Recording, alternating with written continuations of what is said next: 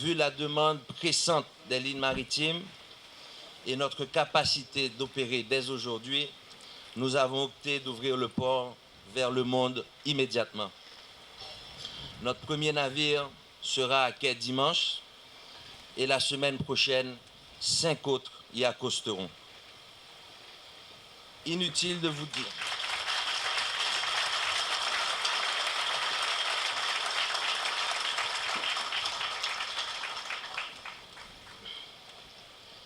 Inutile de vous dire que ceci ne fut pas simple, à commencer par le timing lui-même, car le GB Group venait de finaliser une acquisition régionale importante et qu'il a fallu au même moment où nous devions gérer et intégrer le réseau régional de la Texaco, lancer cet ambitieux projet.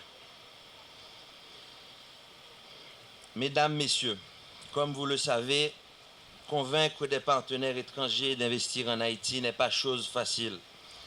Cependant, l'aboutissement de ce projet prouve, encore une fois, que ce n'est pas impossible. En plus du port, nos partenaires et nous sommes en cours d'investir 70 millions de dollars supplémentaires dans une zone franche, qui comprend entre autres une usine électrique de 25 MW actuellement en finition à 300 mètres derrière nous et 100 000 mètres carrés d'immeubles industriels à 1 km d'ici, à l'entrée de la propriété, où travailleront 25 à 30 000 personnes.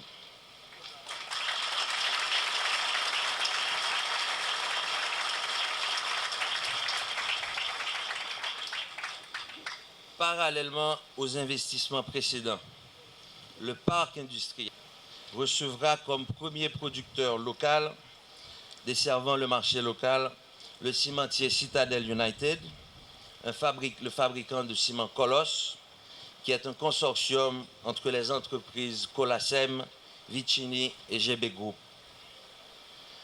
Ajoutez à ceci, chers invités, avec 10 millions de routes en construction par l'État haïtien, il est bel et bien réel que près de 200 millions de dollars d'infrastructures neuves et compétitives seront finalisées d'ici les 12 prochains mois.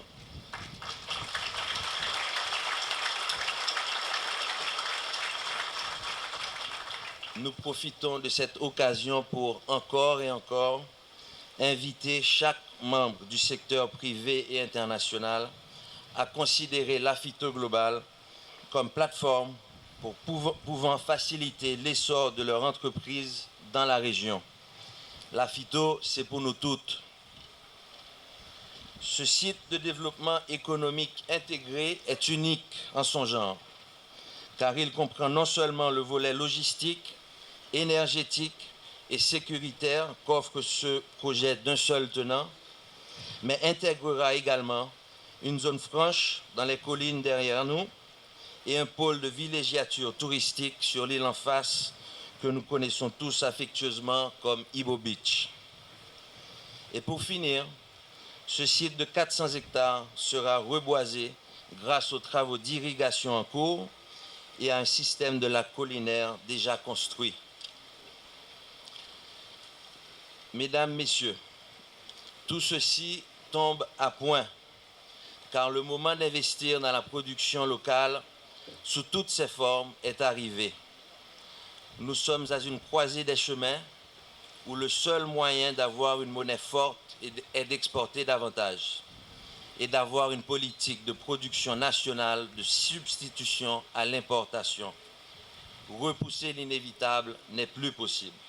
When we started looking to this project, it was first a port, then was energy producing company, tourism, logistic park, hotels, hospital.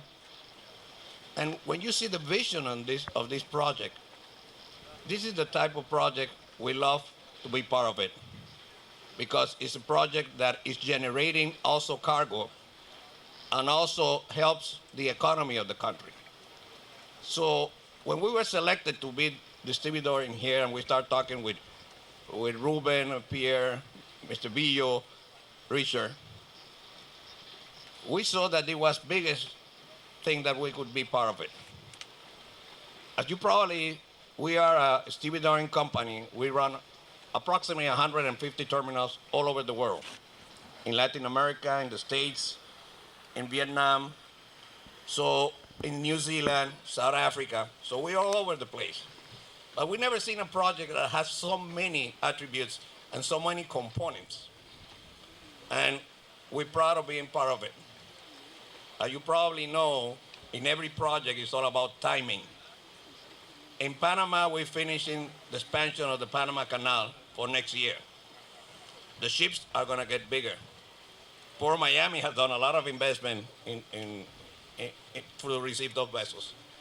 So the impact of this port, at the same time that the canal expansion is finished, is tremendous.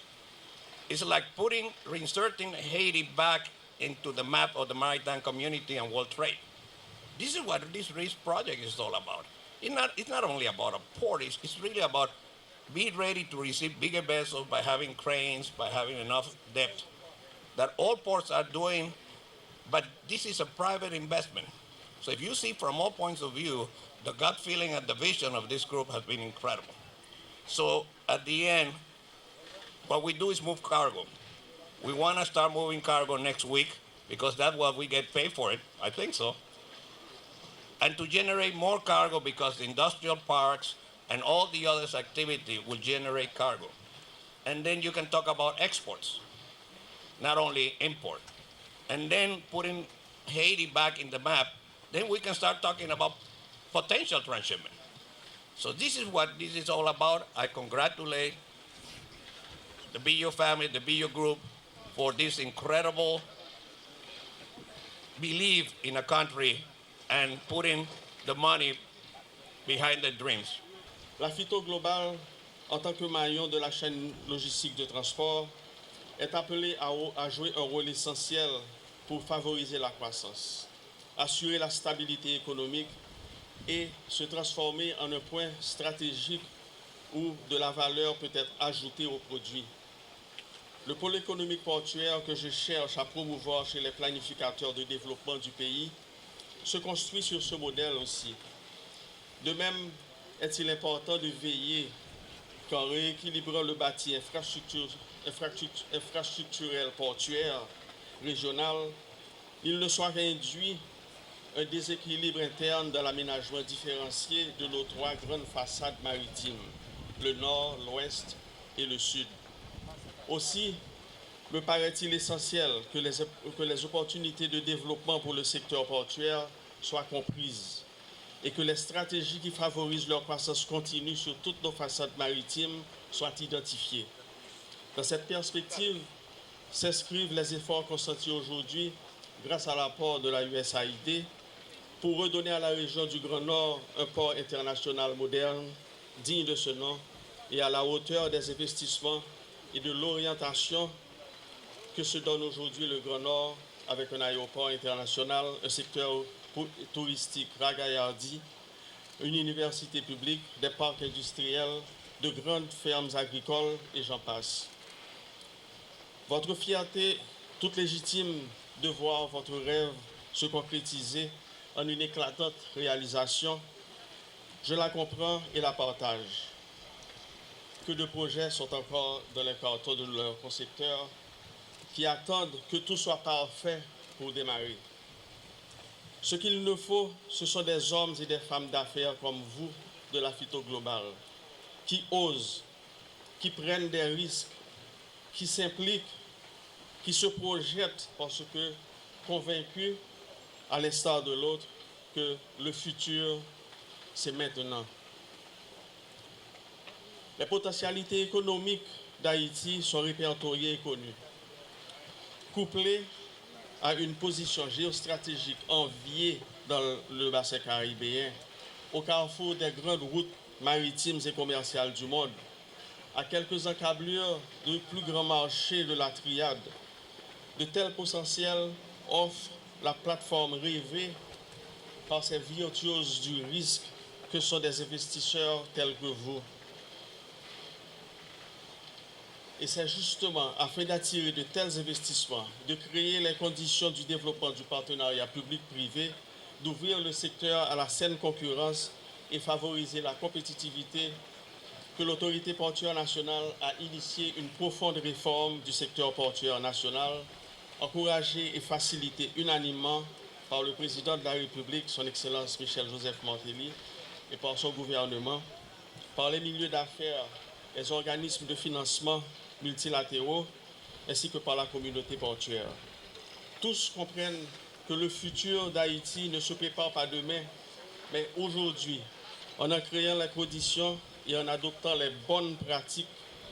Avec la réforme du secteur portuaire en cours, un cadre juridique viendra bientôt établir les règles auxquelles seront désormais assujettis tous les acteurs et garantira les investisseurs dans le secteur où beaucoup reste à faire, comme à côté du partenariat public-privé, constituer des clusters de centricité portuaire, sorte de plateforme d'échange qui facilite un dialogue efficace et constructif entre les acteurs et permet aux entreprises membres de travailler avec des risques réduits, des opportunités de développer l'innovation, une meilleure efficacité et la synergie entre les acteurs.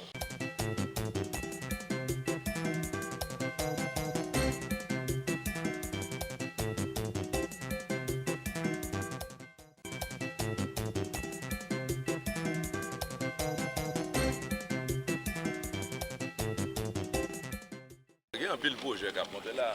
Là, on prend le Nord changé. Le Nord changé carrément avec la question de l'aéroport international là. Il y a une impulsion qui était baille depuis à l'époque du carnaval. Le deuxième ville au pays qui ne va jamais vivre au moment comme ça. Il devine vivre le carnaval là. Il devine faire que il y a un rayonnement dans toute ville là à cause du carnaval là. Et heureusement, tout le secteur privé nord là, qui essaie Kimbel après le carnaval là. Mais c'est certain qu'après le carnaval là, tu as une diminution dans l'affaire. Et tout de suite après, nous venons inaugurer l'aéroport international là, qui permet que, c'est ça les connectivités. Et là, on prend le nord, on prend là, on a comparé. Parce que le monde va dire mieux ça, l'autre c'est bateau. Dans les deux cas, on parle de connectivité, on parle de trade, d'échange, de commerce, de l'argent qui a rentré. Donc, ça qui est fait. L'aéroport est un gros bagage.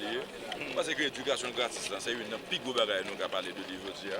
La priorité, nous croyons que Vodia, nous sommes d'accord que faut que petit peuple à l'école gratis. Et il faut que le ministre touriste l'a fait. Son lot, à travers la connectivité, à son autre façon, pour notre dollar, question économique. Parce que tout on parle de dollar, il y a un problème sur le marché. Donc, il y a un peu de projet fait pendant ma part de viaducs là, qui sont infrastructures, qui vont desservir, qui vont entrer à Haïti de modernité. Ma part de tout terrain sportif que nous faisons. Moi-même, je connais des gens qui parlent. Même qui a dit que je suis très satisfait de ça que fait pendant mon mandat. C'est pour ça un projet comme ça, je décampé d'elle. Parce que là, je suis que zone ça va changer. C'est pas bon, et pas zone seulement. Zone a changé, mais là, bon apport dans l'économie haïtienne. Est-ce que par exemple, gros port ça, il a permettre nous pays à exporter plus? Donc ce qui veut dire produire plus? Même pas.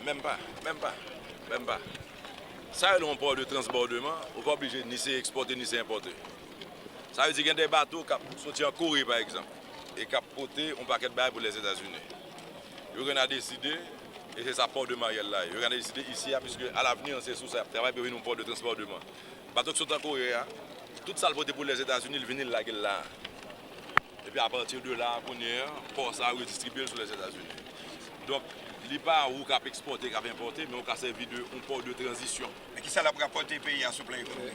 Comme le par exemple, moi que sous port Marielle là, n'a aucune capacité pour déplacer, manipuler 1 million de conteneurs par jour.